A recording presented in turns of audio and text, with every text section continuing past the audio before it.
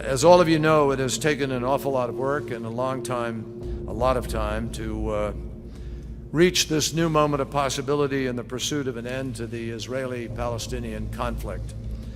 It's taken the leadership of President Obama. It's taken the leadership of President Obama. It's taken the leadership of President Obama, who set this process in motion with his historic visit to the region this spring.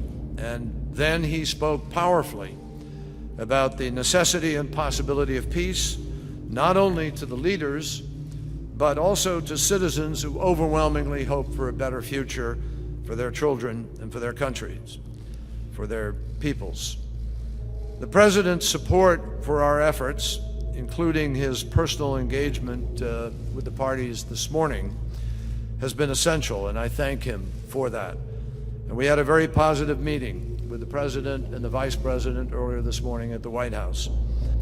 We're here today because the Israeli people and the Palestinian people both have leaders willing to heed the call of history.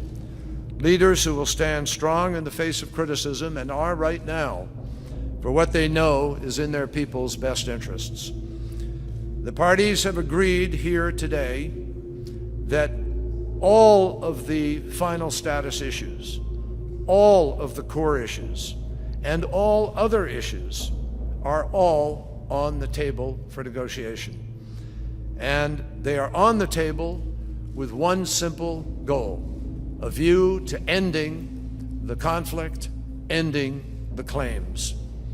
Our objective will be to achieve a final status agreement over the course of the next 9 months. No one benefits more from the success of this endeavor more than Palestinians. I'm delighted that all final status issues are on the table and will be resolved without any exceptions. And it's time for the Palestinian people to have an independent, sovereign state of their own. It's time for the Palestinians to live in peace, freedom, and dignity within their own independent, sovereign state. Thank you, Mr. Secretary. Thank you, Mr. Livni. I also want to thank President Obama for his personal commitment to peace and to Israel's security. The powerful impression left by the President's last visit to Israel still remains in the hearts of the Israeli people.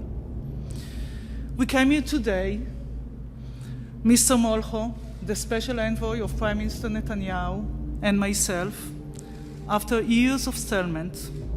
We came here today from a troubled and changing region. We are hopeful, but we cannot be naive. We cannot afford it in our region.